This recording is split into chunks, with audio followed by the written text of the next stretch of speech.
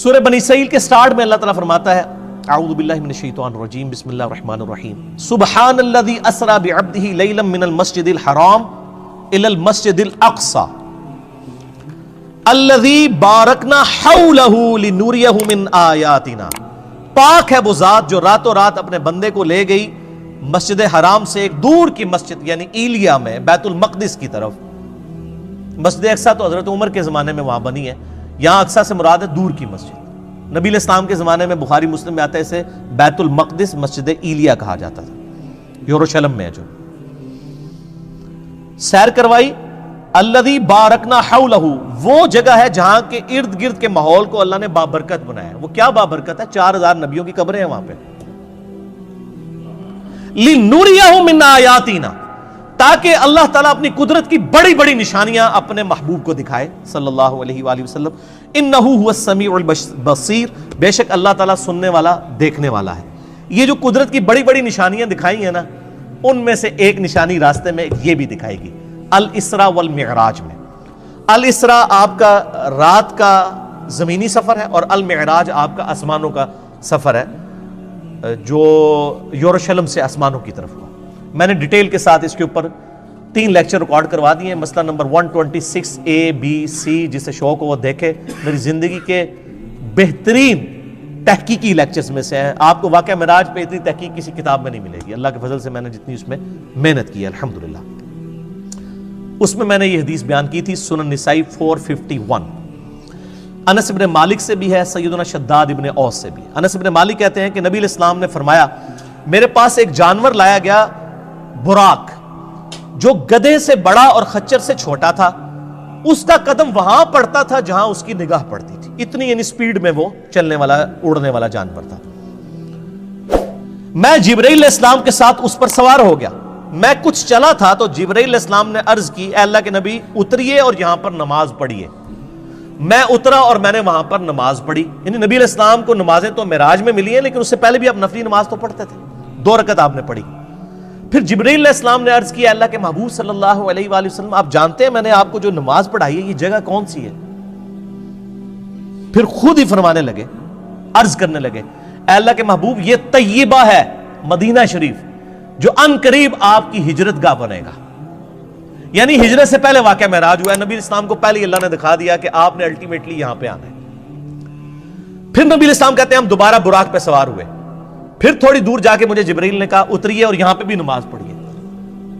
پہلے مدینہ شریف پڑھائی جہاں پہ نبی اسلام کی قبر بننی تھی. نبی اسلام کا مسکن وہ شاعر اللہ میں داخل. میں نماز پڑھ کے فارغ ہوا تو پوچھا، جبرائیل نے کہا اللہ کے رسول آپ کو پتہ ہے یہ جگہ کون سی ہے؟ تو پھر خود ہی اس نے عرض کی کہ یہ طور سینا ہے جہاں پہ موسیٰ علیہ السلام سے اللہ نے کلام کیا تھا. یعنی موسیٰ علیہ السلام کی جگہ شاعر اللہ. پھر کہتے ہیں میں دوبارہ سے سوار ہوا. پھر ایک اور جگہ جا کر انہوں نے روکا اور کہا یہاں پہ بھی نماز پڑھیں. وہاں پر بھی نماز پڑھی اور پھر کہا یا رسول اللہ آپ کو پتہ ہے یہ جگہ کون سی ہے؟ اور پھر خود ہی کہا یہ بیت اللحم ہے جہاں پہ عیسیٰ علیہ السلام پیدا ہوئے تھے. عیسیٰ علیہ السلام کی پیدائش کی جگہ بھی شاعر اللہ ہے. تو میرے نبی علیہ السلام کی قبر مبارک شاعر اللہ نہیں ہے؟ نبی علیہ السلام کی نماز پڑھنے کی جگہ شاعر اللہ نہیں ہے؟ اگر وَاتَّخِذُوا مِن مَّقَامِ إِبْرَاهِيمَ مُصَلَّى شاعر اللہ میں. تو پھر نبی علیہ السلام کہتے ہیں کہ میں نے وہاں پہ بھی جب نماز پڑھی پھر میں بیت المقدس میں گیا. وہاں پہ اللہ نے میرے لیے تمام نبیوں کو پہلے ہی جمع فرمایا ہوا تھا. لیکن یہ برزخی معاملہ تھا، جسمانی معراج ہوئی ہے لیکن وہاں کے لوگوں کو نہیں پتا چلا. ورنہ 1 لاکھ کے قریب بندہ اگر جہلم شہر میں جمع ہو جائے تو پورے شہر میں ایک بار ہال چال نہیں بات جاتی. وہاں کسی کو پتا نہیں چلا. اللہ نے پردہ رکھا ہوا تھا. اللہ نے تمام انبیاء کو میرے لیے وہاں پر جمع فرمایا. چنانچہ جبرائیل علیہ السلام نے مجھے آگے کر دیا اور میں نے ان کی امامت فرمائی. یہ ایک ڈکلیئرڈ تھا اللہ کی طرف سے، ایک سمبل تھا کہ امام الانبیاء ہیں ہمارے محبوب صلی اللہ علیہ وآلہ وسلم. اور یہ والا جو پورشن ہے نا امام الانبیاء والا، یہ صحیح مسلم میں بھی موجود ہے انٹرنیشنل نمبر کے مطابق 430، جس میں نبی علیہ السلام کہتے ہیں کہ کفار مکہ نے واقعہ معراج کے بعد مجھ سے جب پوچھا کہ اچھا تم کہتے ہو میں راتوں رات ہو کے آیا ہوں، بتاؤ بیت المقدس کے دروازے کتنے ہیں، اس کی سیڑھیاں کتنی ہیں، اس کا کلر کتنا ہے؟ اب میں یہ سیڑھیاں پچھلے 7-8 سال سے چڑھ رہا ہوں, مجھے آپ پوچھیں تو میں نہیں بتا سکتا. اور ایک شخص ایک رات کے لیے گیا, وہ کیسے بتائے گا؟ حضور کہتے ہیں میں اتنا پریشان ہوا کہ اعلان نبوت کے بعد کبھی اتنا پریشان نہیں ہوا تھا کہ میں ان کے سوالوں کے جواب نہیں دے سکوں گا. تو اللہ تعالیٰ نے بیت المقدس اٹھا کے میرے سامنے کر دیا. مدینہ شریف سے بیت المقدس نظر آ رہا ہے. وہ جو مجھ سے پوچھتے تھے میں دیکھ کے بتا رہا تھا. اس سے پتہ چلا کہ نبی علیہ السلام کو علم غیب نہیں تھا, بلکہ اللہ تعالیٰ غیبی خبریں عطا فرماتا تھا, اور اس ایک خاص موقع پر وہ غیبی چیز دکھا دیتا تھا. یہ صحیح مسلم 430 انٹرنیشنل نمبر کے مطابق. اس میں یہ آتا ہے کہ میں جب معراج میں بیت المقدس میں پہنچا اور تمام نبیوں کو میرے لیے وہاں پر جمع کیا گیا, تو مجھے جبرائیل نے کہا آپ ان کی امامت کروائیں. صحیح مسلم 430. تو میں نے ان کی امامت کروائی, اور بڑے رکت انگیز الفاظ ہیں. حضور کہتے ہیں میں نماز پڑھ کے جب فارغ ہوا تو جبرائیل علیہ السلام نے مجھے کہا یا رسول اللہ صلی اللہ علیہ وآلہ وسلم, آپ کے پیچھے داروغہ جہنم سیدنا مالک علیہ السلام کھڑے ہوئے ہیں, جن کا نام سورہ الزخرف کی آیت نمبر 77 میں آیا. داروغہ جہنم, داروغہ جنت ہیں رضوان, اور داروغہ جہنم مالک. آپ کے پیچھے مالک کھڑے ہیں داروغہ جہنم, تو اے اللہ کے محبوب آپ ان کو سلام کیجئے. نبی علیہ السلام کہتے ہیں میں مڑ کے جب سلام کرنے لگا تو اس نے پہلے ہی مجھے کہہ دیا السلام علیکم, یعنی اس نے نبی علیہ السلام کو پروٹوکول دیا. پھر نبی علیہ السلام نے وعلیکم السلام کہا. یعنی اس کائنات میں جتنے فرشتے ہیں, جتنے انبیاء ہیں, وہ نبی علیہ السلام کا احترام کرتے ہیں. یعنی داروغہ مالک نے یہ انتظار نہیں کیا کہ حضور میری طرف متوجہ ہو کے مجھے سلام میں پہل کریں. جیسے ہی حضور مڑے ان کا السلام علیکم یا رسول اللہ صلی اللہ علیہ وآلہ وسلم. سبحان ربک رب العزت عما یصفون وسلام علی المرسلین والحمد للہ رب العالمین.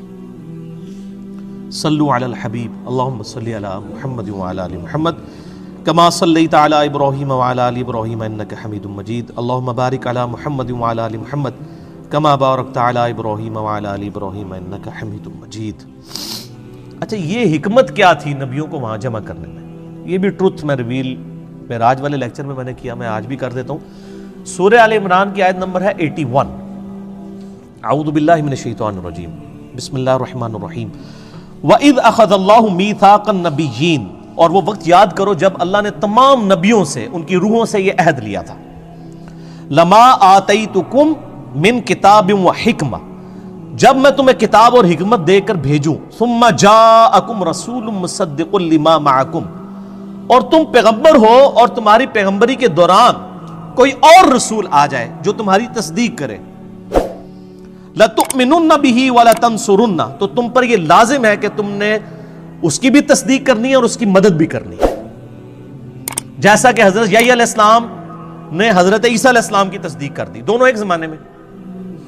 ٹھیک ہو گیا؟ تو اسی طریقے سے اللہ تعالیٰ فرما رہا ہے جو کوئی بھی پیغمبر ہے, اور اسی کا کلائمیکس یہ ہے کہ اگر میرے نبی آ جائیں صلی اللہ علیہ وآلہ وسلم تو تم تمام نبیوں نے ان کی تصدیق کرنی ہے.